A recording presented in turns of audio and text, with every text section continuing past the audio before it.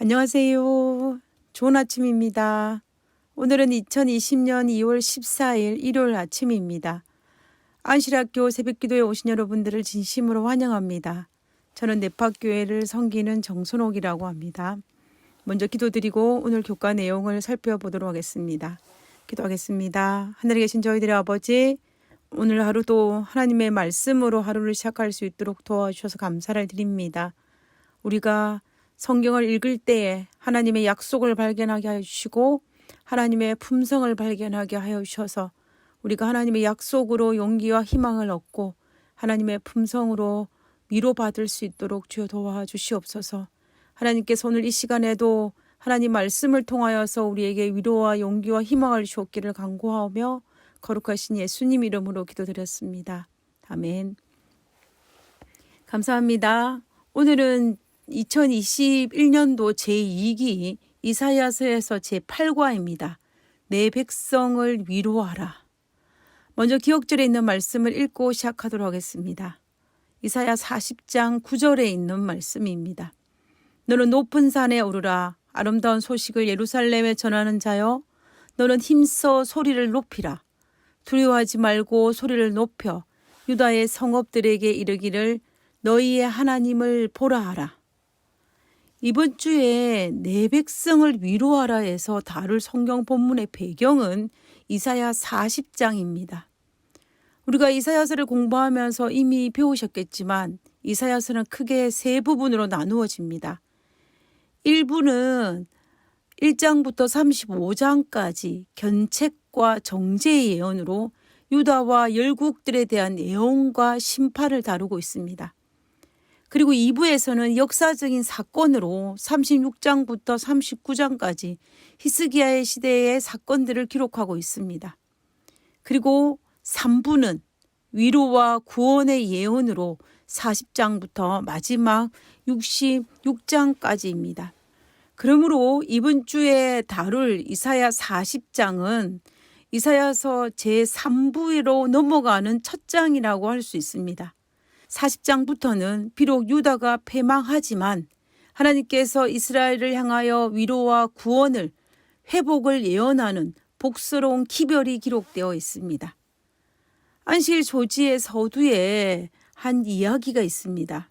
1945년 세계 2차 대전이 끝났음에도 불구하고 괌에 있는 밀림에 27년 동안 은실에 있었던 요코이 소이치라는 인물에 대한 이야기입니다. 세계 2차 대전 중에서 괌에서 일어난 전투에서 일본군이 패망을 합니다. 그때가 1944년 8월이었는데요. 그 패망한 전쟁에 살아남은 소수의 병사들이 있었습니다. 그 패잔병들 중에 정글 속에서 스스로 방공호를 만들어서 27년 동안 숨어 지내면서 야생동물과 강가에 있는 물고기를 잡아먹고 살아남은 사람이 있었습니다.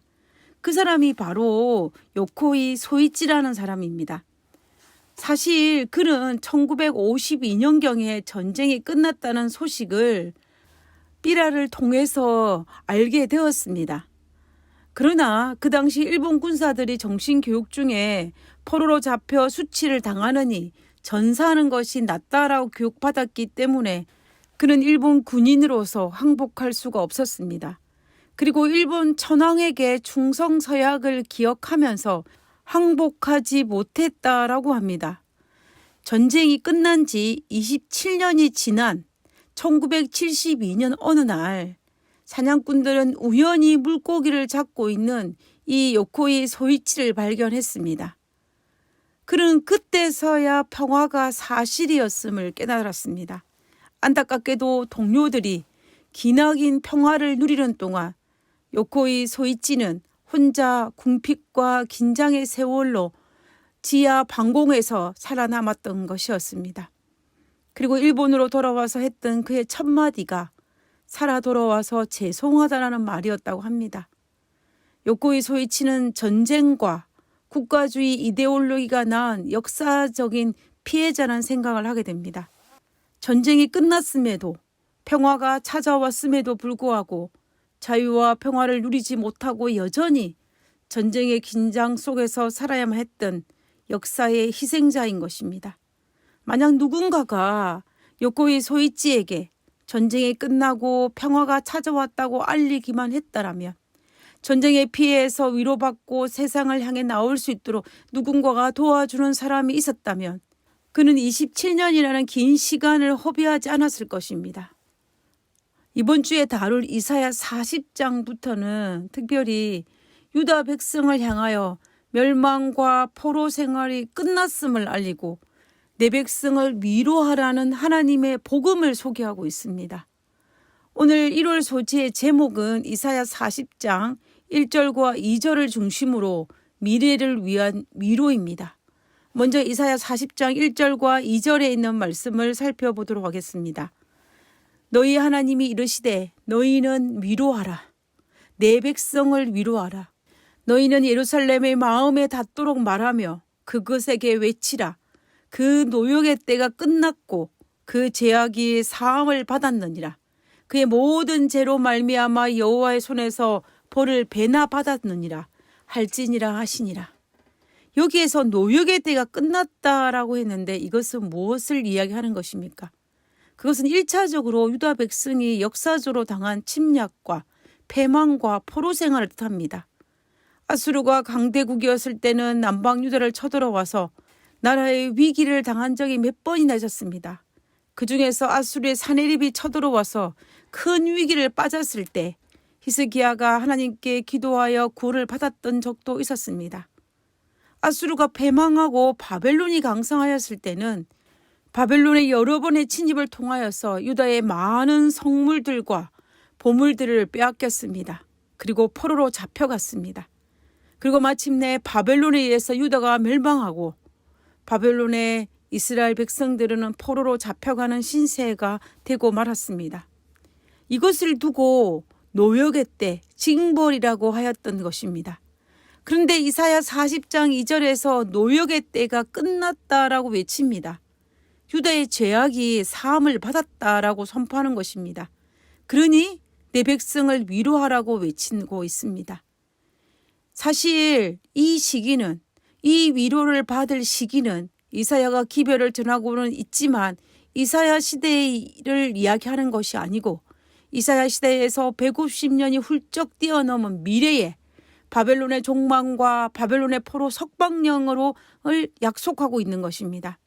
희망이 있다라는 것입니다. 포로에서 자유가 주어진다라는 것입니다. 패망한 나라가 회복된다라는 것입니다. 그러므로 고통 중에서 두려워하지 말고 하나님을 신뢰하고 용기와 희망을 가지라고 권면하고 있는 것입니다. 그래서 너희는 내 백성을 위로하라고 말하고 있는 것입니다. 유다가 멸망하고 바벨론의 포로로 잡혀가던 유대인들이 이사야 40장 이후에 이 본문을 읽을 때 그들은 얼마나 위로를 받았을까요? 그들이 비록 바벨론의 포로로 잡혀와 있지만 그들은 하나님의 약속을 신뢰하면서 결코 희망을 놓지 않았을 것입니다. 그리고 서로 이사야의 예언의 말씀을 가지고 서로 위로했을 것입니다. 우리도 하나님의 약속을 가지고 서로를 위로하는 것이 필요합니다. 현실 속에서 매몰되지 말고 하나님의 약속을 믿고 서로 위로하며 용기를 얻는 것이 필요합니다. 만약 안식일 소지에서 나왔던 이 요코이 소이치가 전쟁에서 패한 패전병이라는 사실과 이념적 이데올로기와 밀림에 숨어 있어야 하는 현실에 매몰되지 않았다면 그는 결코 27년이라는 긴 시간을 밀림에 숨어 지내지는 않았을 것입니다. 그는 밀림에서 나와 세상을 향해 나아가야 했을 것입니다. 그러나 그에게는 아무도 그를 위로하는 자가 없었습니다. 그러므로 그는 누군가가 자기를 발견할 때까지 그 밀림에 숨어 있었고 그 현실에 매몰될 수밖에 없었던 것입니다. 1월 소지 후반부에서 다루고 있는 부분은 바벨론에 의해 유다의 패망과 포로 그리고 해방이란 주제가 이사야서 전반부의 역사와 어떻게 연결되어 있는지를 살펴보고 있습니다. 이 말의 의미는 이사야 40장부터는 예언적으로 바벨론의 포로로 잡혀가지만 해방되어 다시 돌아올 것이라고 예언하고 있는데 이것이 이사야 40장 이전의 역사와 예언에서는 어떻게 연관되어 있느냐라는 질문입니다. 이사야 38장과 39장에 보면 히스기야가 죽을 병에 걸렸습니다. 그런데 하나님의 도우심으로 말미암아 기적적으로 살아남았습니다. 그래서 그 당시 신흥 세력이라고 할 수 있었던 바벨론이 히스기야의 병문 안으로 히스기야의 쾌유를 축하하는 축하 사절단이 왔습니다. 그때는 사실 히스기야는 이방인 바벨론 사절단에게 자신이 죽을 병에 걸렸지만 하나님의 도우심으로 말미암아 기적적으로 살아남았다고 간증함으로 말미암아 하나님께 영광을 돌릴 수 있는 절호의 찬스였습니다. 그러나 히스기야는 그 기회를 놓치고 자신의 부와 영화를 자랑하기에 바빴습니다.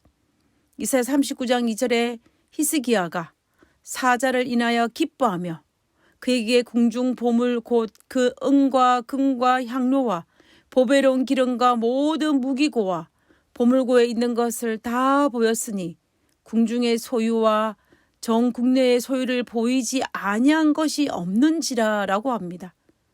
경계심을 풀고 히스기야는 자기가 가지고 있는 모든 것들을 바벨론의 사절단에게 보여주며 자랑하기에 바빴던 것입니다. 이 사실을 이사야 선지자가 알고 히스기야를 책망합니다. 그리고 하나님께 받은 기별을 히스기야에게 전달합니다. 이사야 39장 6절에서 7절에 있는 말씀입니다. 보라 날이 이르리니 내 집에 있는 모든 소유와 내 열조가 오늘까지 쌓아둔 것이 모두 바벨론으로 옮긴 바 되고 남을 것이 없으리라. 여호와의 말이니라. 또 내게서 날 자손 중에서 몇이 사로잡혀 바벨론 왕궁의 환관이 되리라 하셨나이다. 이 기별은 유다의 기물들이 바벨론으로 옮겨질 것이며 나라는 망할 것이며 포로로 잡혀갈 것을 예언한 것입니다. 결국 이사야는 히스기야에게 바벨론의 침략을 예언했고 나라에 큰 위기가 다가올 것을 예언한 것입니다. 그렇지만 이사야 40장에 와서 하나님은 그들을 버리지 않으시고 구원하여 주실 것이라고 약속하시면서 위로하라, 내 백성을 위로하라고 권면하고 있는 것입니다. 복음입니다. 오늘날도 우리는 동일한 하나님의 위로를 받아야만 합니다.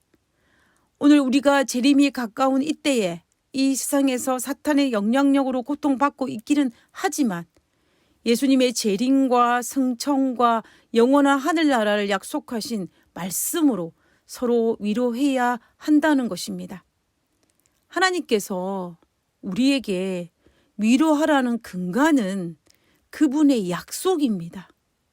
회복의 약속입니다.